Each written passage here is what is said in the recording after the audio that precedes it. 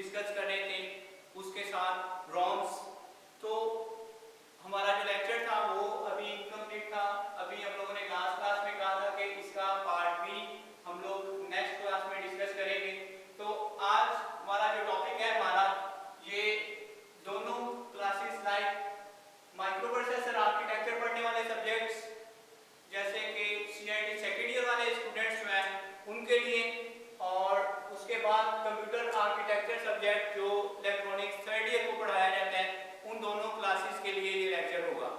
अब इसमें देखना है कि हमें यह है कि हम लोगों ने लास्ट टाइम बात की थी मेमोरी क्या है, ऐसा सर्किट या स्ट्रक्चर जिसपे डेटा स्टोर किया जाता है, उसे मेमोरी के नाम से जानते हैं। वो भी मेमोरी बेसिकली क्या है, different circuits diagrams, circuit diagrams. तो अब उसमें हम लोग किस तरह किस चीज पे इंफॉर्मेशन या डेटा स्टोर कर रहे हैं, वो उनके डिफरेंट मेथड्स हैं। जैसे हम लोग रैम पे डेटा स्टोर करने के लिए डिफरेंट स्ट्रेटजीज अपनाते हैं, रोम पे डेटा स्टोर करने के लिए डिफरेंट स्ट्रेटजीज अपनाते हैं। तो लास्ट क्लास में हम लोगों ने डिस्कस किया था स्टैटिक रैम के ऊपर डेटा किस तरह स्टोर किया जाता है, और अभी हम उसमें देखेंगे कि रैम की दूसरी टाइप जो हम लोग डिस्कस करते हैं जिसको हम DRAM या डायनामिक रैम के नाम से जानते हैं। अब उसमें हम लोग पहले देखेंगे कि डायनामिक रैम है क्या। लास्ट क्लास में भी हम लोगों ने बात की थी कि SRAM, स्टैटिक रैम और dynamic RAM random access memories की दो टाइप्स हैं। अब उनमें डेटा किस तरह स्टोर करते हो। स्टैटिक रैम में हम लोगों ने बात की थी कि मेमोरी की वो किस्म जिसमें डेटा स्टोर करने के लिए वोल्टेज चाहिए, रिफ्रेशिंग पल्सेस रिक्वायर्ड नहीं होती, उसको हम SRAM या स्टैटिक रैम के नाम से जानते हैं। बट इसमें हम लोग स्टैटिक रैम और डायनामिक रैम में मेनली डिफरेंस क्या है कि डायनामिक रैम में डेटा स्टोर करने के लिए वोल्टेज तो चाहिए ही, लेकिन उसके साथ उसको बार बार रिफ्रेश करने के लिए रिफ्रेशिंग वोल्टेज भी रिक्वायर्ड होंगे। तो इसमें हम लोग देखेंगे कि SRAM के ऊपर बिट सेल्स या नंबर ऑफ बिट्स को हम किस तरह स्टोर कर रहे होते हैं।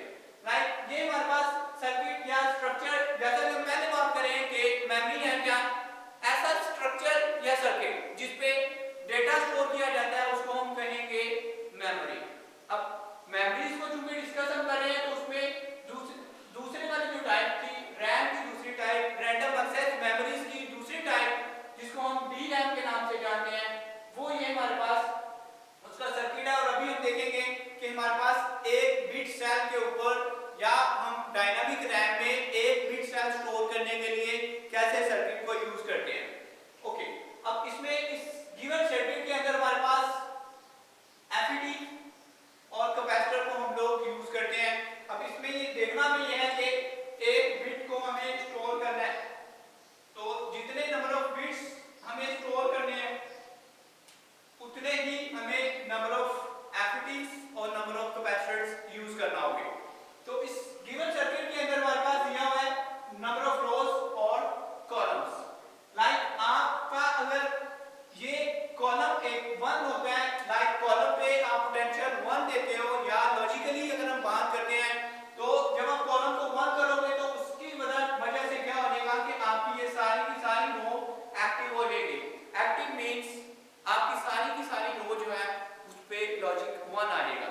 अगर लॉजिक 1 आ रहा है तो इसका मतलब उसके साथ आपने जितने कॉम्बिनेशंस FETs के और डायोड्स के यूज किए हुए हैं वो सारे एक्टिव हो जाएंगे।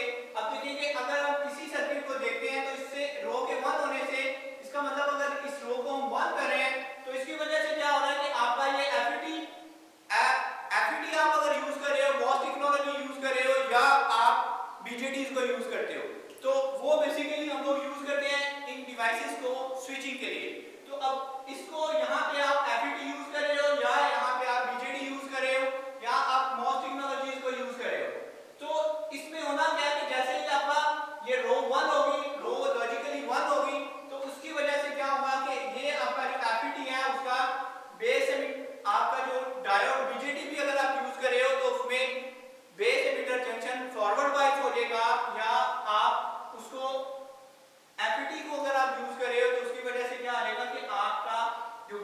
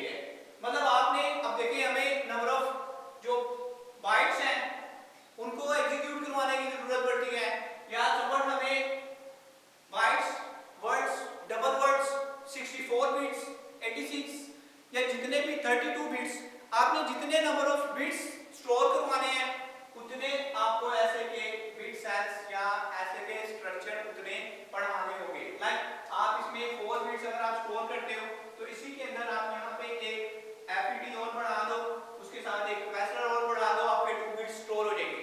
अगर आप उसमें मजीद एक कैपेसिटर और एफईटी और बढ़ा देते हैं, कैपेसिटर और ट्रांजिस्टर और बढ़ा देते हैं, तो इसकी वजह से आप जो नंबर ऑफ कैपेसिटर्स हैं उनको बढ़ाते जाओ, एफईटीज को बढ़ाते जाओ, तो आपका जो स्टोर डेटा है वो बढ़ता जाएगा। लाइक आप बात कर रहे हो कि आपको 8 बिट्स स्टोर करने हैं, तो आपको ऐसे के कॉम्बिनेशन 8 के 8 आपका एफईटी और आप 8 कैपेसिटर यूज करना पड़ेंगे, तो आपके 8 बिट्स जो यूज होंगे, मतलब 8 बिट आपके मेमोरी में स्टोर हो जाएंगे।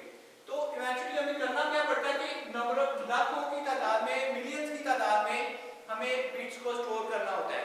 तो उसके लिए भी हमें इतने ज्यादा स्ट्रक्चर कॉम्बिनेशंस एफईटीज या आप अगर ट्रांजिस्टर यूज कर रहे हो तो उसमें आप उतने ज्यादा एफईटीज और उतने ज्यादा कैपेसिटर्स यूज करते हैं, तो आप उतने नंबर ऑफ बिट्स ज्यादा स्टोर कर सकते हैं। तो ये था हमारा मेमोरी में स्टैटिक रैम। लास्ट क्लास में पढ़ा डायनामिक रैम का सर्किट ये है, और डायनामिक रैम के ऊपर डेटा हम किस तरह स्टोर कर सकते हैं। ये हमारा जो टॉपिक है वो डायनामिक रैम को, जिसको हम कहते हैं कि रैम मेमोरी की ऐसी किस्म जिसमें डेटा स्टोर करने के लिए वोल्टेज के साथ साथ आपको रिफ्रेशिंग पल्सेस भी रिक्वायर्ड होती हैं, उसे हम नाम देंगे dynamic RAM. Understand?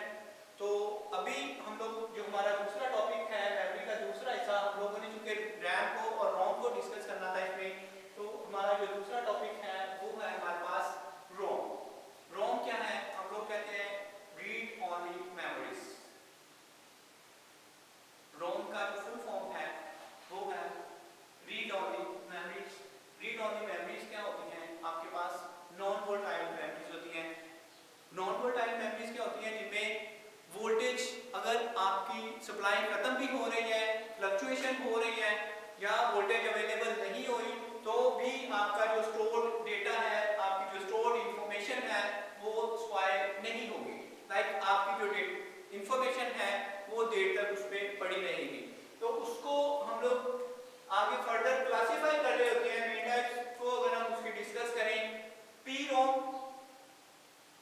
पीरोम stands for programmable read only memories. उसके बाद सेकंड वन है EPROM. EPROM stand for erasable programmable read only memories. उसके बाद double EPROM, electrically erasable programmable read only memories. अब उसके बाद यूवी रोम भी हमारे पास होती है, अल्ट्रावायलेट रेज के जरिए, जिसे आप रेज भी करते हो, प्रोग्राम भी करते हो, तो उसको उसके लिए क्योंकि हम अल्ट्रावायलेट रेज इस्तेमाल करते हैं। अल्ट्रावायलेट रेज क्या होती हैं? आपकी वो वाली वेव्स जिनकी वेवलेंथ बहुत छोटी होती है, उनको हम अल्ट्रावायलेट के नाम से जानते हैं। आप लोगों ने नाम सुना होगा अल्ट्रावायलेट और इंफ्रारेड। इंफ्रारेड मींस जो रेड वेवलेंथ, चूंकि हम लोग, आप लोगों ने अक्सर ऑब्जर्व किया होगा कि गाड़ियों की जो बैकलाइट्स हैं उनको रेड कलर का यूज करते हैं। अब उसका एक स्पेसिफिक मकसद होता है कि आप गाड़ियों की बैकलाइट को क्यों रेड रखते हो। उसकी रीजन ये है कि बैकलाइट उसमें रेड रखने का रीजन ये है कि आप अगर रेड कलर को यूज कर रहे हो तो रेड कलर की आपको पता होना चाहिए कि उसकी वेवलेंथ बहुत ज्यादा होती है, जिसकी वजह से आपको रेड कलर बहुत दूर से दिखाई दे सकता है। तो इस वजह से उसके लिए उसको जो वो वाली वेवलेंथ वो वेव्स जिनकी वेवलेंथ रेड से ज्यादा होती है उनको आप इंफ्रारेड कहते हो, और जिनकी वेवलेंथ वायलेट से कम होती है उनको हम कहते हैं अल्ट्रावायलेट। तो बहुत छोटी वेवलेंथ वाली शुआओं के जरिए क्या किया जाता है, इसको प्रोग्राम किया जाता है, रेज किया जाता है। तो उस वजह से उसको हम नाम दे देते हैं मेमोरी की इस टाइप को, इस किस्म को हम कहते हैं यूवी रोम। तो अभी हमारे पास रोम के ऊपर जो हम नॉन वोलेटाइल मेमोरी कहते हैं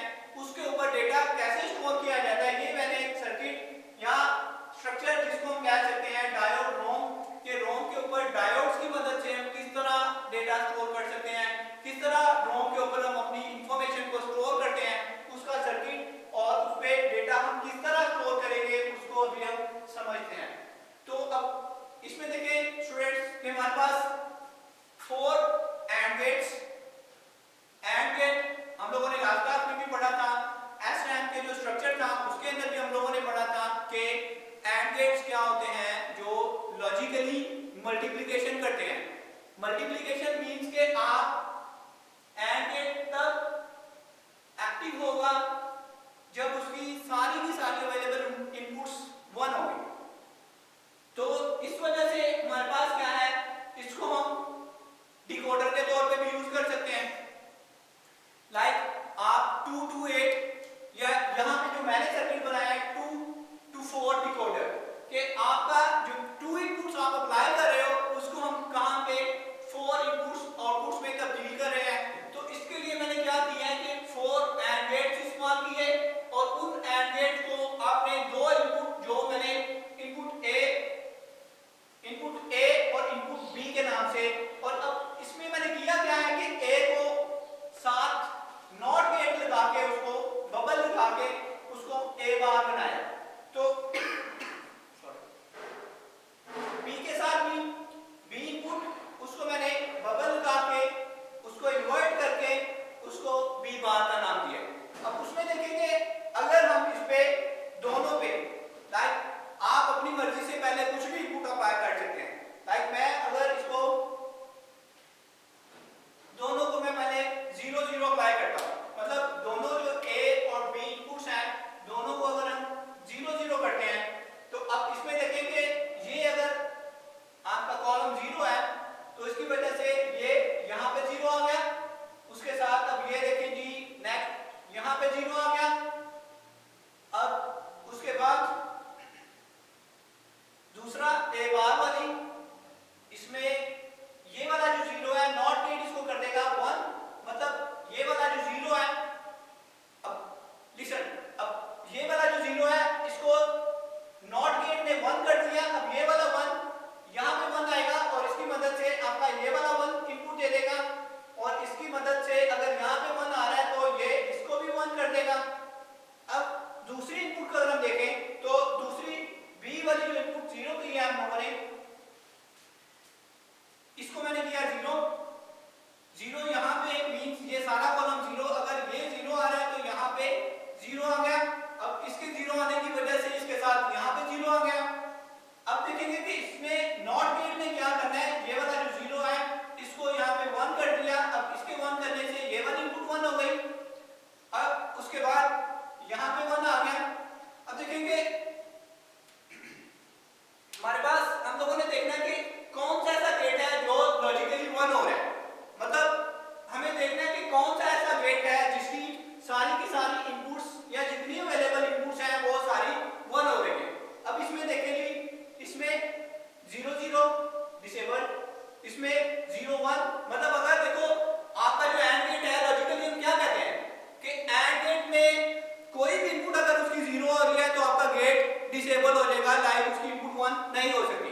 तो इसमें इसका मतलब इसकी 0 1 ये गेट भी एक्टिव नहीं होगा, उसके बाद आपका 1 0 ये गेट भी एक्टिव नहीं होगा। अब उसके बाद आप देखोगे दोनों गेट्स, आपका जो 4 वाला गेट है एंड वाला गेट जिसको 4 वाला उसका नाम रखा हुआ है, अब उसमें दोनों इनपुट्स उसकी हो गई 1। अब उसकी दोनों इनपुट्स 1 होने की वजह से आउटपुट उसकी 1 आ गई।